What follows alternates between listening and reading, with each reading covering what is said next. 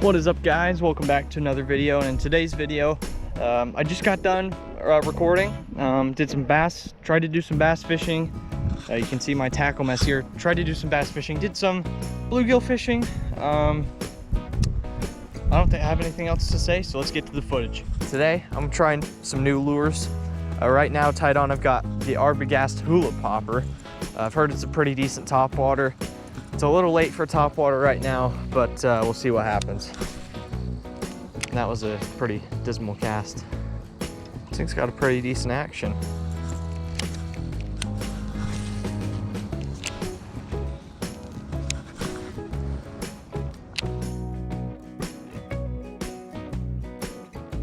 All right, guys, so I am switching up to this crankbait, this little crankbait. I got it in September's mystery tackle box. This is the Guggen Squad Mini Recon, and I'm actually recording this October 4th. And I didn't really have time last month to get an MTB slam in. So I'm gonna try my MTB baits sort of here now, starting with that Guggen Squad crankbait. Looks like the bill on this one is picking up some weeds, not as many as the deep diver I used in August.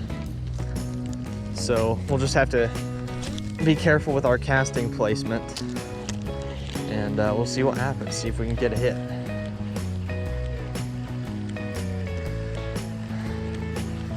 I've got this crankbait on my 6'6" Eagle Claw medium action spinning rod, Ugly Stick GX2 reel. Very squeaky GX2 reel. Both of these items are not the top of the line per se, but they do the work. They've done a good job for me this year, and I'm satisfied with the results. Caught a lot of fish using this setup.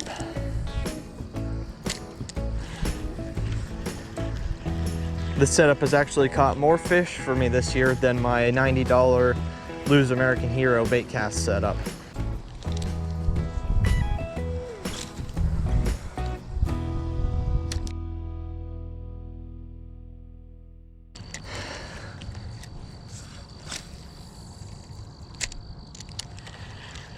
All right, guys, so I've made another switch. I've switched to this Texas rigged Bruiser Baits Craw, and if you guys have been around my channel for a couple months, you'll know that this thing has been an absolute workhorse for me. I've caught quite a few fish on it. I got it in, let's see, July's mystery tackle box, and I've loved this craw. It's got a nice big profile, and I'm fishing in stained water, so it's got good, you know, black and blue color, and just a great bait overall. Good action, good swimming action if I swim it like this. Oh, I forgot to pull the claws apart. There. Now the claws are apart, it should be better. I can work it on top water like this. Just a great bait overall. And that was not a great cast.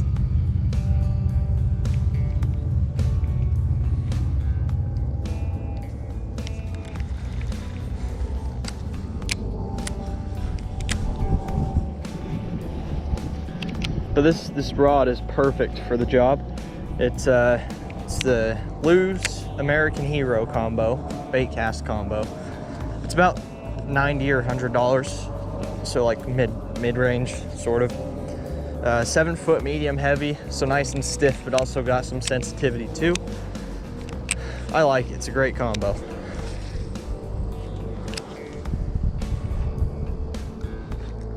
I may have to get a reel upgrade at some point because this reel is kind of sort of wearing out, but at the moment it's in good condition.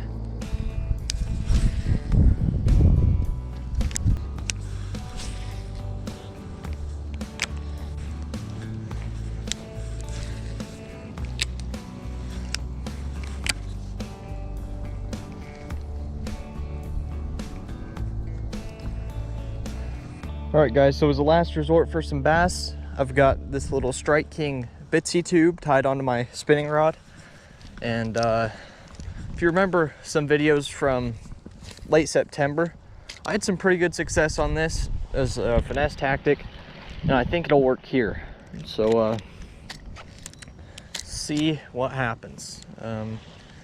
If this doesn't work, I know there's some really nice bluegill in this pond. Probably gonna try to catch some of those.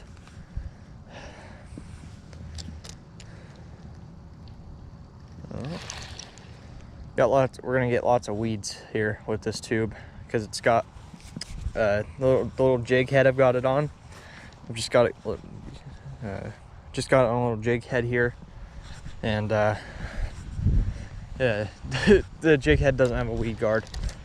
So we're just gonna give this as our last resort effort for some bass. But if we can't seem to bust any lips, we'll go for some big bluegill, because I know they're in here. I've seen them caught. There are some really nice ones here, especially in the spring. There are some truly nice bluegill in here. I would have liked to fish this on fluorocarbon, but fluorocarbon in this pond probably not a good idea because there's just so many weeds and gunk on the bottom. Oh, there's nice blue. There's a little pumpkin seed right there. So I've just got this on 8-pound monofilament, and it's worked. Last month's videos, late September's videos, you know, the 8-pound monofilament worked. So I think we'll be just fine. We'll just hit all the key areas that we know hold fish. And if we don't catch any bass, we'll get some panfish. Oh, there went a frog. I don't want to catch a frog.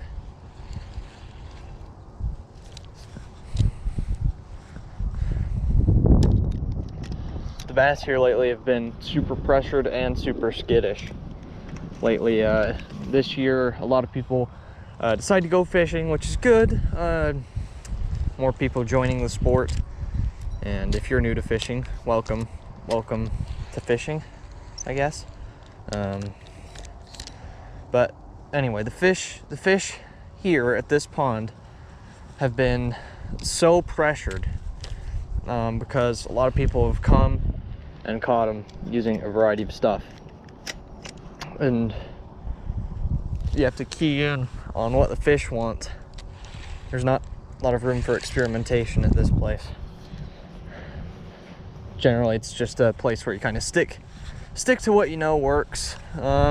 Sometimes you can catch one on experimental bait. It just depends on the day and the conditions. But overall, this is kind of a. Last year when I first started fishing here, you could catch a bass on a lot of stuff. But here, now in 2020, it's not exactly the case. A lot of people have pressured this pond and have caught a lot of fish. Apparently at one point during the spring, what was that?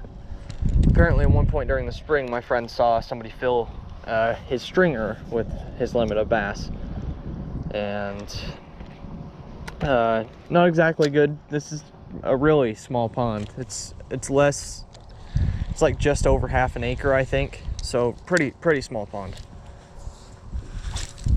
Not the smallest I've ever seen, but one of the smallest.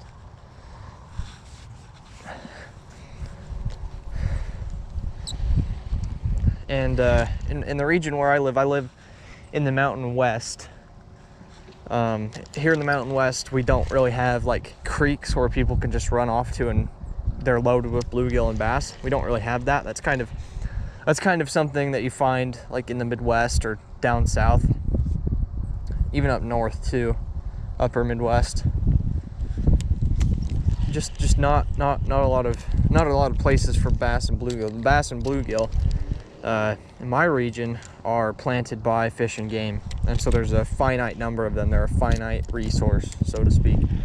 And so they've developed these ponds at public parks where people can come and fish for bass and bluegill. Sometimes there's trout in these ponds. I don't know if there's trout in this one. Probably not. I haven't seen any evidence of trout. But there's some nice bluegill and some bass in here. But the bass is what I'm concerned about because there's bluegills everywhere. Bluegills are they're a very hardy fish. fun to catch on the side. You know, kind of just have some fun, catch some bluegill, you know. But the bass have been really pressured here. That's my main point. Bass have been really pressured, and it's been hard to catch them this year. It's been pretty hard to catch them. I've had some good success at this pond this summer, fortunately. But this fall, I haven't got a single bite, haven't caught a single fish. Hopefully that changes today. Basically since mid-August, I have not caught a fish at this pond. That's when those late September videos were actually recorded, was in mid-August. And the reason why I'm stockpiling videos so much and having videos published so late is because school. School has been extremely busy for me. And you've noticed also that I've switched back to 2 videos a week instead of the 3 that I had going there for a while. And that is because of, school. I'm also learning how to drive too, so that does also take time out of my day. It's also something that I need to do. So fishing has kind of been put to the wayside recently, but I'm glad to be out here. It's always a great time when I come fishing. But I finally was able to do some bass fishing this weekend, so I took that opportunity and I'm out here. So far, I haven't caught any bass, but if I don't catch any more bass on this tube is my last resort here. And if I don't catch anything on the tube, then I'll have to switch to panfish and target some big bluegill, which is also something I want to do. Panfish aren't always my favorite fish to catch, but they can be fun to catch. My favorite type of panfish is perch, I'd say. Yellow perch, probably. I don't mind crappie. Crappie are fun to catch. Bluegill, fun to catch every now and then. But if I had a favorite, my favorite panfish definitely has to be perch. They are just, they're a very interesting species. The way they feed and all that stuff is very interesting. And you can catch really nice ones. Oh, is that a bite? Maybe. In my region, we've had like a super long spring, and now we're having a super long summer. So like right now, it's early October. You guys are seeing this in late October. Right now it's the 4th of October. I'm recording this Sunday, October 4th. And it's like almost 85 degrees out here, guys. It's pretty crazy. Normally in October, temperatures in my area, local area, would drop to like the 70s or maybe even the 60s. But no, it's like 80s out here. It's looking like early September weather, sort of. And I guess summer got a late start. Like June was so cold. Had a ton of rain in June too. And so I guess if summer's gonna start late, maybe it's gonna end late. Only time will tell. But all I know is I'm out here at the pond and I'm fishing. I'm just glad to be out fishing. Fishing is my passion. I got into video making last year. I actually took a video making class my freshman year of high school. And I thought, I've wanted to do a fishing YouTube channel for so long. I've like 3-4 years even. And now I'm living out my dream, being a fishing YouTuber, and I appreciate you guys for all the support. At the time of this recording, I've got 25 subscribers, so all those 25 people, thank you so much for all the support. And I'll keep trying to make good videos for you guys.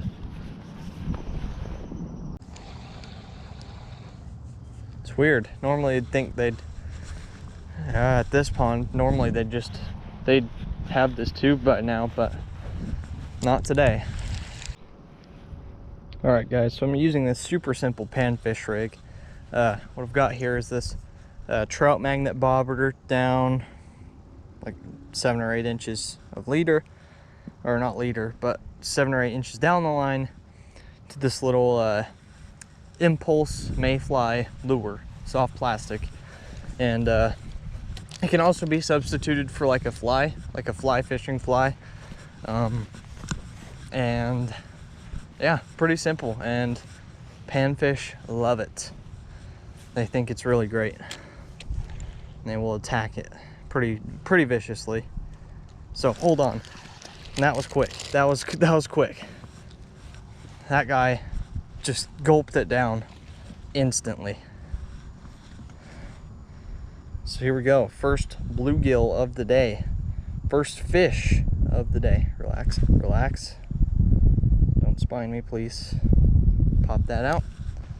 There he goes. He jumped out there. There we go, guys. First fish of the day. Let's see if we can get some more. And apologies for that hook set. That hook set was far too hard, but that little dude scared me.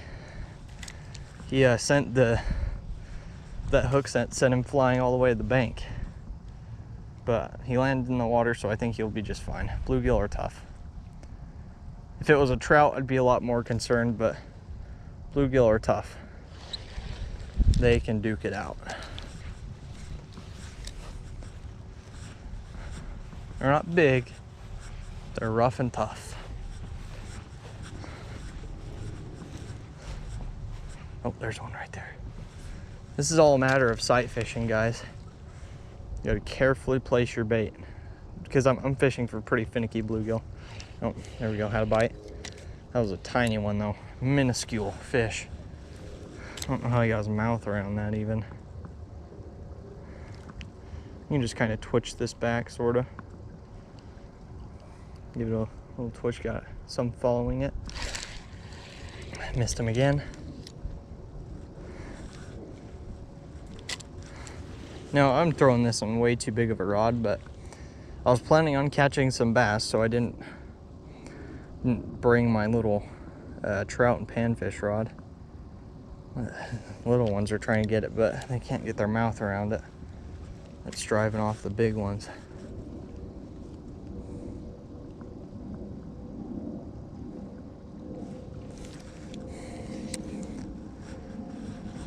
Might have to cast this out pretty far.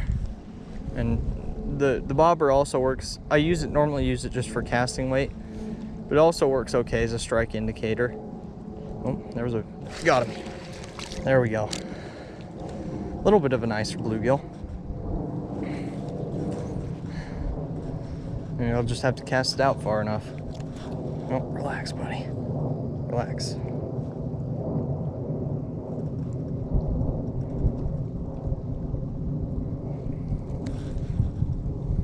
There we go.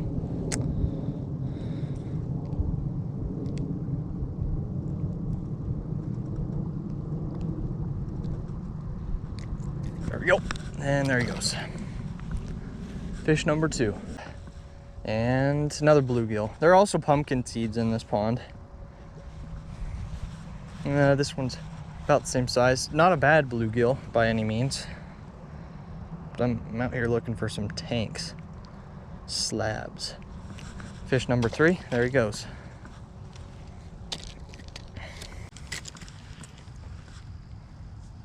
There we go. Whoa, that guy jumped out of there. Another bluegill. Kind of looking for pumpkin seeds now. Pumpkin seeds are just a beautiful fish. But you know what? I will certainly take another bluegill. What the kind of day I've been having? Nope. Yeah, relax, little fella. Nope. Just pop this out. There he goes. Holy crap. These tiny bass are attacking it. Oh, the pumpkin seed. Pumpkin seed. There we go. Yes. Pumpkin seed. There we go. They're not much different from your average bluegill, just brighter colors. They got this light blue on the back of them.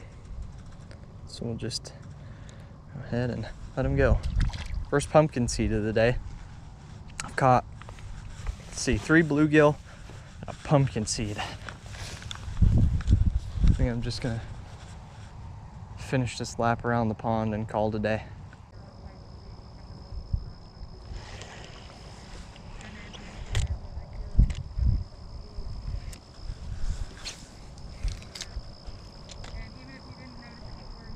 There we go.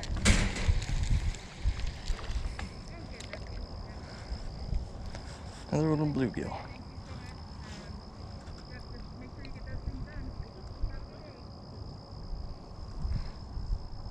This fish, guys. Another tiny one. There he goes. It's probably gonna end up getting eaten by a bass. There we go. Oh my gosh. It's a tiny bass. I caught a bass today, guys. Yay! Look at this. This minuscule fish. Couldn't really get his mouth around that. There we go. Little bass. Little largemouth bass.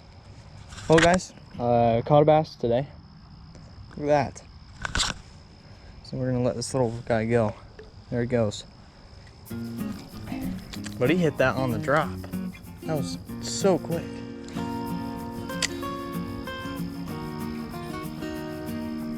There we go. Well, guys, that is gonna be a wrap for today.